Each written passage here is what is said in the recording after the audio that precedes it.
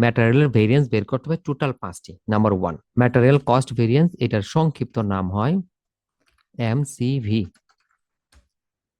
Standard quantity into standard rate, actual quantity into actual rate.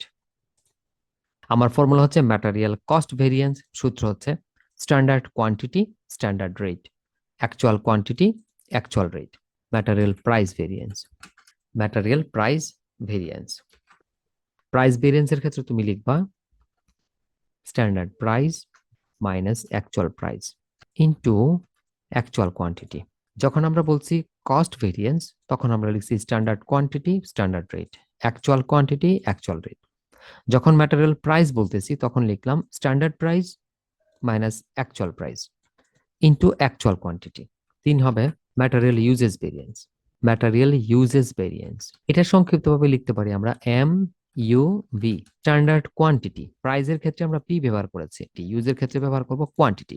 Standard quantity minus actual quantity, standard quantity minus actual quantity into standard rate. এরপরে তুমি লিখো material mixed variance, এটা আমরা বলি, এটা আমরা সংক্ষিপ্তভাবে বলি এমএমভি।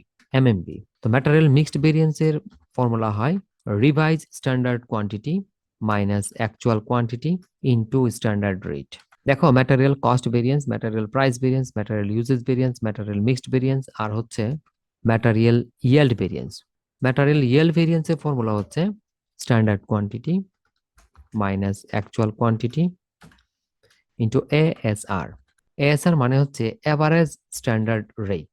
আমাকে ঠিক এই 5টি ফর্মুলা শিখলে পরে আমরা ম্যাটেরিয়াল ভেরিয়েন্সের সব অঙ্ক করতে পারবো।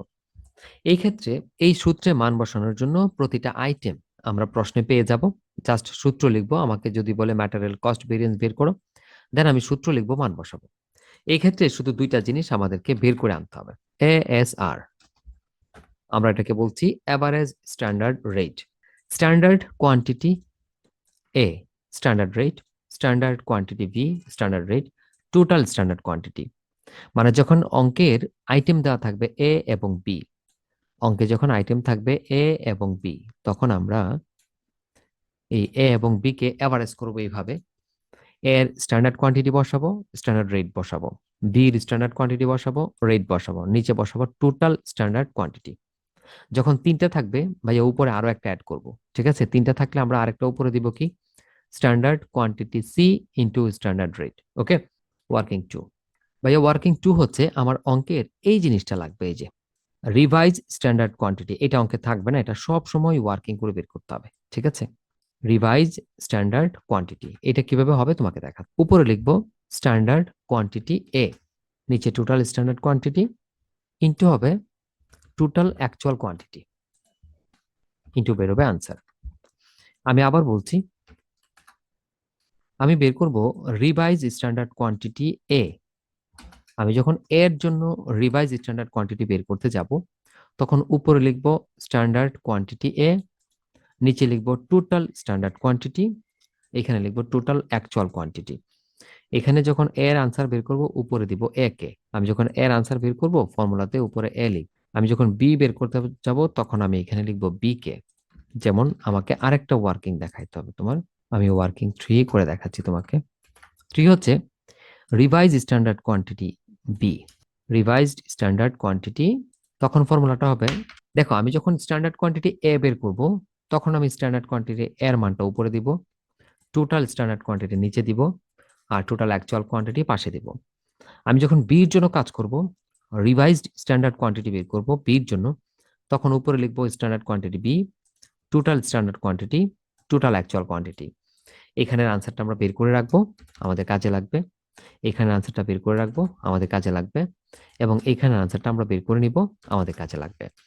অঙ্ক করার ক্ষেত্রে অল টাইম যে কোনো অঙ্ক করতে যাও, এই 5টা সূত্র কাজে লাগবে। ম্যাটেরিয়াল ভেরিয়েন্সের অঙ্ক তুমি যখনই যেই অঙ্ক করতে যাও, এই 5টা ফর্মুলা কাজে লাগবে। আর এই 5টা ফর্মুলা ব্যবহার করতে গিয়ে তোমাকে এই 3টা ওয়ার্কিং করা লাগবে, এর বাইরে তোমার কিছুই করা লাগবে না। তাহলে তোমার করণীয় হচ্ছে আজকে এই সূত্রটা কয়েকবার খাতায় লেখা। ভাইয়া সূত্র পারলে তোমার অঙ্ক খুবই ইজি, জাস্ট মান বসাবো হয়ে যাবে। এখন আজকে আমি একটা অঙ্ক করতে পারতাম, একটা অঙ্ক করলে হবে কি, তুমি দেখবা যে আমি ডাইরেক্ট সূত্রে মান বসাই দিচ্ছি, মানগুলা নিয়ে আসছি, সূত্র বসাচ্ছি, অঙ্ক হয়ে যাচ্ছে। তুমি বলবা যে সূত্র কবে শিখবো আর অঙ্ক কবে হবে। তো তুমি আজকে সূত্রটা সম্পর্কে পুরো আইডিয়া দিলাম, এই পুরো চ্যাপ্টার শেষ করতে এর বাইরে তোমার সূত্র লাগবে না। পুরো চ্যাপ্টার শেষ করতে এর বাইরে ফর্মুলা লাগবে না। অ্যাকচুয়ালি এই চ্যাপ্টার যদি কারো কাছে ঝামেলার মনে হয় শুধু ফর্মুলার জন্য, কারো কাছে যদি সহজ মনে হয় এই ফর্মুলার জন্যই। এই ফর্মুলা হচ্ছে বেস লেভেল, তোমাকে ভাইয়া ফর্মুলাগুলো আইডিয়া নিতে হবে, দেন আমরা অঙ্ক করব।